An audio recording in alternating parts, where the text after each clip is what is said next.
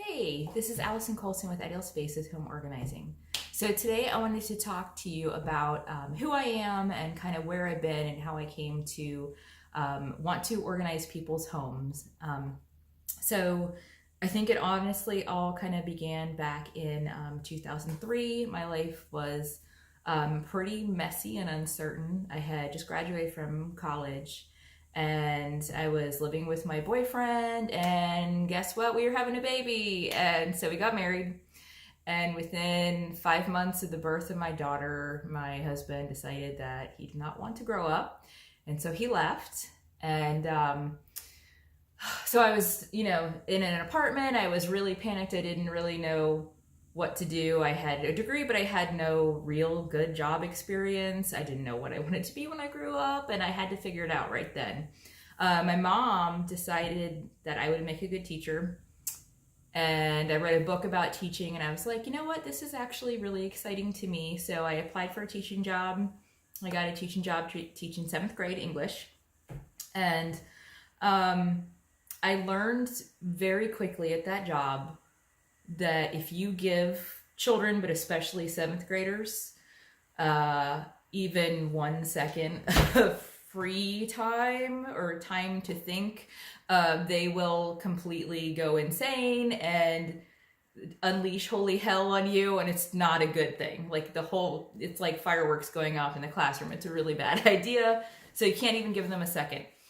So basically, I learned that I had to be really, really prepared and really organized. So I always had my lesson plan. I always had my worksheets. I always knew what page we were going to talk about and what page to turn to, and my answer sheets and all that stuff. Because, yeah, if you give them a second, they will just go crazy. So it was a very, very stressful job. Like I said, I had to drive an hour there and an hour home. And then I had to make dinner for my daughter. I had to have her do her homework when she was, old enough. And I just really didn't have anything left. I taught 5 classes a day, like over 100 students a day. It was very, very draining. And around this time, I wanted to get my certification. So I actually just got a master's degree that helped me get a little bit more money, a pay boost, and also make sure I got that certificate.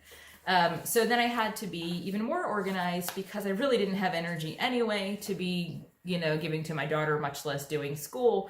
So I would put her to bed and I would fall asleep with her for an hour, and then I'd wake up again and then get up and do schoolwork. And then go to bed at like midnight or 1 a.m. So I had to really compartmentalize those different parts of my life, and it got very overwhelming much of the time, but I kind of just looked at everything at like in a 1 month span, because if I looked at the whole, 18 months it took me to get my degree, I would start panicking. So I just paid attention to 1 month and one class and just looked at it that way. And so my life was really very stressful at this time.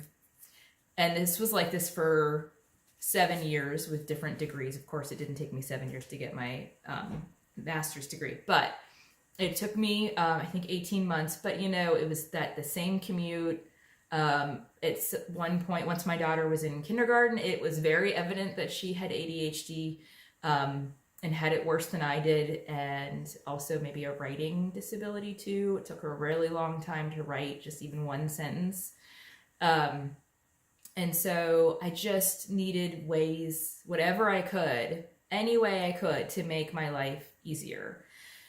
And one way I could make my life easier was just to not have a lot of stuff. If I knew exactly where everything was, just as I did when I was teaching, then it would all be okay. I could leave the house on time because I wasn't trying to find my keys. I knew where my shoes were that I was looking for. I knew that I only had, 2 coats in the coat closet, one for her, one for me. I just knew where everything was. It wasn't a lot of mess and stuff to like kind of distract me or make me feel frazzled when I looked at it. And so it's really kind of like the way I find my calm is to just keep things orderly and somewhat minimal. I wouldn't say I'm a complete minimalist. My house is not sparse or anything, but I definitely don't believe in keeping things just because someone thinks you should have it. So that to me is also a way to take control. I felt like I had control over that when I didn't have control over a lot of other things in my life. And so even though I also have ADHD and my brain is just like a jumble of chaos many days, I can get organized. Visually organizing things like actually calms me down and makes me feel better. I wish I could organize my thoughts as well. But that is something that's a lifelong process. I'm still learning on that one. But anyway, so eventually I moved back to Virginia and got married to a wonderful man who was my best friend. And I decided to leave teaching because I kind of wanted to know what else I could do with my life. By then I had taught for 9 years. I taught 6th, 7th, and 8th and 9th grade. And I just was like, well, what else? I'm kind of a restless soul, so I wanted to move on and see what else I could do. And I became a realtor. I mean, I always liked houses. I like people. I always wanted to work for myself. And I am still a realtor and I do enjoy it. However, I found myself always wanting to have that more meaningful role in someone's life. Like, I know helping them buy a house is important. It's a huge purchase for them. It can be a very stressful time. People forget all the things that go into buying a house and all the stages and steps. So I like teaching them through that. I like guiding them through that, but it's not always like the most meaningful transition. It's not always the most meaningful transformation in their life. I really enjoy the real estate deals that I enjoyed the most are the ones who were first-time home buyers and also like women who were kind of taking back their power. It was a new moment in their life. Like, for example, I had one lady who she got a divorce and it was a very bitter divorce and she was very sad about it. And but she was able to buy a condo of her own. It was the very first place she'd ever owned herself. And so it was really exciting. And I really cherished that transaction and also that person. And we're still friends today. And another woman had lost her husband to cancer. And it was her, their dream house. They had raised their children there. And so I helped her sell that house and buy a house of her own that was closer to her work, so that made her a lot happier in that respect. But just to be a part of someone's life when they are kind of not turning over a new leaf. What's the word I'm looking for? They're just starting a new phase of life, but helping them empower themselves is what is so exciting. And that was the case when I was teaching too. I really enjoyed teaching kids who thought they could never understand Shakespeare, then not only could they understand it, but they would also enjoy it and really get into it.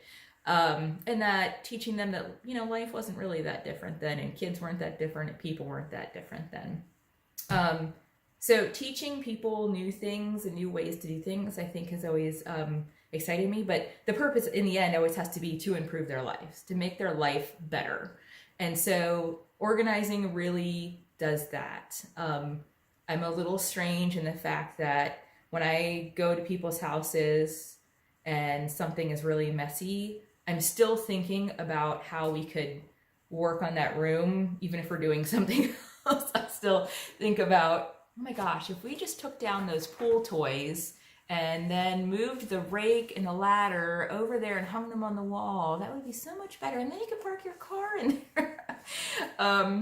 It's kind of strange, but I find that calming. And I've always been a stickler for making anything better, whether it's a poorly designed website or a poorly designed parking lot in particular is one of my huge pet peeves. So if I can have a hand in like making something better, to me, that's so exciting that I absolutely love that. And so I find organizing people's stuff really thrilling. So it's an absolute pleasure to help people downsize their homes, downsize their belongings, take control over their life. I just find that such a huge honor. So if you're interested, give me a call, 202-253-1251, and let's see how I can help you.